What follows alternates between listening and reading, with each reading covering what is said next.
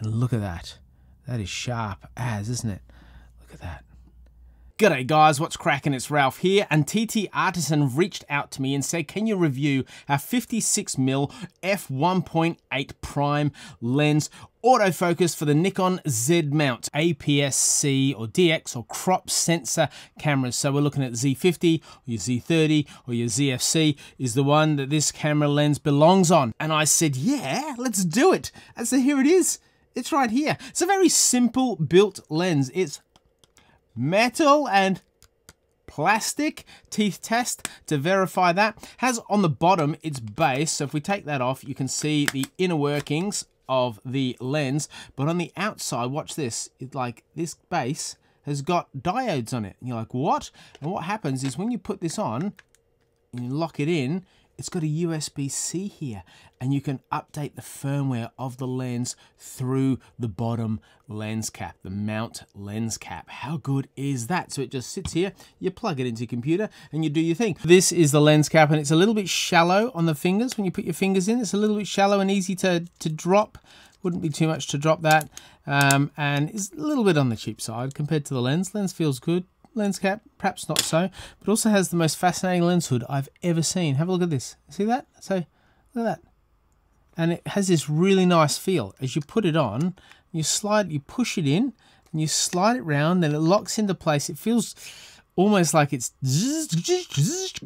all by itself, and it creates the perfect square that lines up with your camera. So when you put this on your camera, it's all lined up and it's ready to go. And that square, obviously, when you take a photo like this, every camera crops into the rectangle, so this does the cropping for you. And because it's 56 prime, they know exactly where that space is, and it just stops sunlight coming in from the side. So instead of going out, they've gone in. What do you think about that? A little bit different. Not too averse to it myself. A little bit of creativity on the development front. It's got a filter distance from here to here of 56mm if you want to put a filter on, and you can put a filter on because it has a thread on the outside. We'll just pop that back on for due course. Now, TTArtisan stands for the thinking artisan, and an artisan is a very skilled craftsperson. So it's kind of a nod of respect to you guys, and a declaration of what they want to do, of delivering things for the thinking artisan from the thinking artisan. That's how I'd pitch it anyway. They're great. Thanks for sending it to me, guys. Let's have a look at this. We have just a simple filter ring on the outside. So if you want to put this to manual, you have to use your manual controls on your camera to make sure it's manual focusing, or you can have an override of manual. So you can sometimes, sometimes you want to just autofocus and then just tighten it up a little bit. It's a very broad, I like this, and easy to find, easy to grip focus ring here, and that's all you get. Obviously f1.8, and it has these aperture indicators all the way through up to its maximum. And without further ado, I thought, let's just have a look at the lens, shall we? Let's just see what it can do when you slap it on a camera. Talking about putting it on the camera, you have a white line here, you line that up with your white dot on your camera and it locks round. This is what the lens looks like on the Nikon Z50. It's pretty nice. It sort of complements its size really well. I don't mind, it gives it a good weight to the camera, so it feels nice. You can control it with your left hand as you grab hold of the camera with your right. So without further ado, let's get outside, take some photos, see what it can generate, and I'll get back to you in just a jiffy. So all these photos are raw, straight out of camera. They're all unedited at this stage, and I wanted to show you what this lens can achieve, and here's the details up here. So at 8 seconds we use an ISO of 400, and look how clear that is. So in dark, in low light, it's looking really good, and you even get a little bit of light burst. That's at an aperture of 8. So even an aperture of 8, we're starting to see a little bit of that.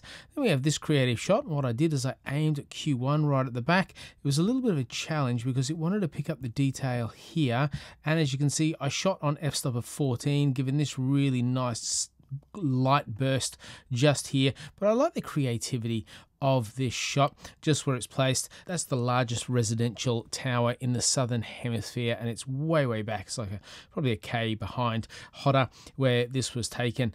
Then we have this shot, and I just like the way it frames. It holds really well in the darkness. Again, we've got f-stop of 14, which requires a tripod and a 5-second exposure, but it comes up really well. Like, that's pretty good. And we're doing some night shots first, and then we're going to go to some day shots. But I want to put this through its paces. Again, this shot, I just really like this shot. And on a 56mm prime, you have to position yourself to take a shot like this. You can't just rock up anywhere. You actually have to work your way around. I just like the synergy of the line down the thing and the framing of it all, and it's creative and it's interesting, but it's got nothing to do with the quality of lens. So I'll move on. Then we had this one. This is a 13-second exposure and an f-stop of 10, and 10 should be the strongest part of the lens. And I think, look, it looks pretty well. That was a long way away, those 10s that you can see. If I put a quick edit on this, and what I'm wanting to do is just draw down the highlights. I'm actually going to bump up the shadows a little bit, and we're going to increase the blacks. And so as I pop out of this, that tends to look pretty good. I might just bump up the exposure a little bit and even do a little work on the vibrance and potentially a bit of pink. Bring a bit of pink in. I reckon that shot looks great. And again, it's provided by this lens. Then this is the Q1. That's the top of the building I was talking about before. And just had this creative idea of doing a shot of it out of the water. And so this is, what's that, 30-second exposure. You can see the stars there. And with a 30-second exposure on a 56mm, the stars are going to look like they got longer lines than they would elsewhere. F-stop of 10. And the reason I did f-stop of 10 was because it's the strongest part of the lens, and I wanted that kind of effect, which is exactly what it provides. So it gives you this really kind of creative vibe.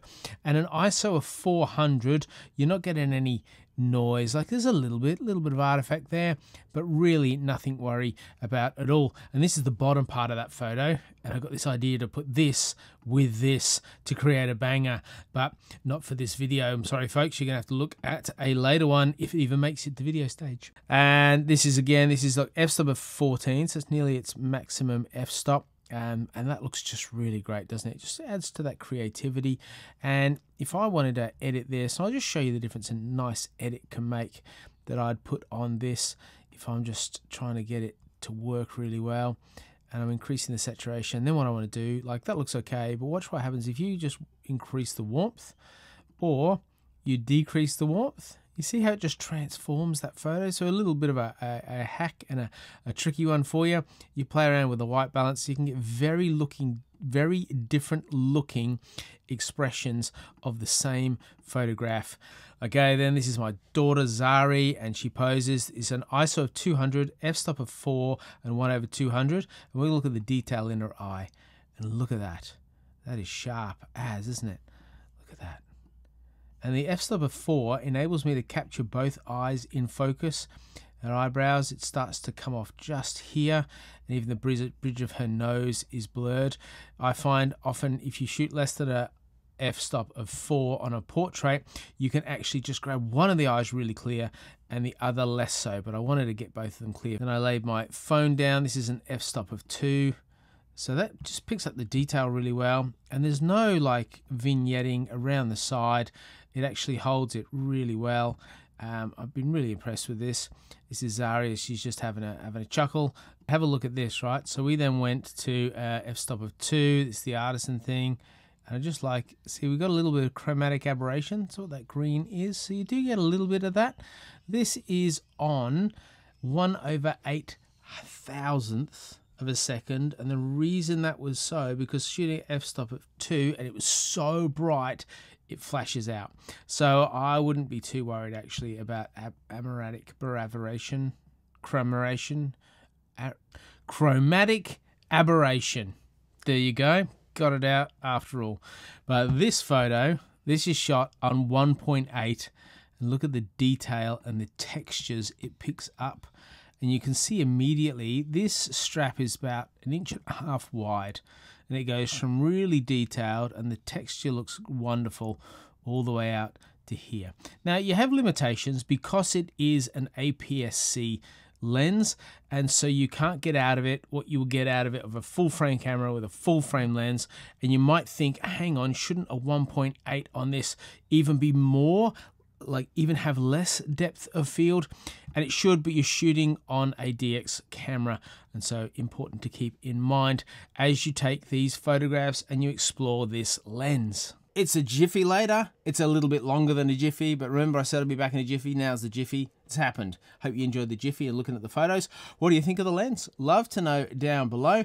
I find prime lenses are really good if you have a specific need. Like if you like, so 56, you're sort of talking portrait, you're sort of talking street journalism. You might have it at an event or a wedding and you pull it out and you're ready to go. It's a much cheaper lens than a lot of the older, bigger lenses, and the f1.8, that's really quite impressive. As you can tell from those photographs you've just seen, it's fairly sharp, and for the price point, I mean, come on. If you're looking to have a variety of primes that just set you up for all sorts of situations and you want to save a bucket load, the guys from TTArtisan and the like are the way to go. There's links down below for this lens. Have a look there, explore it to your heart's content. Hope this video has been helpful. Thanks TTArtisan, the thinking artisan, for sending this to me. I really appreciate it. And I will see you guys after you like and subscribe in the next video.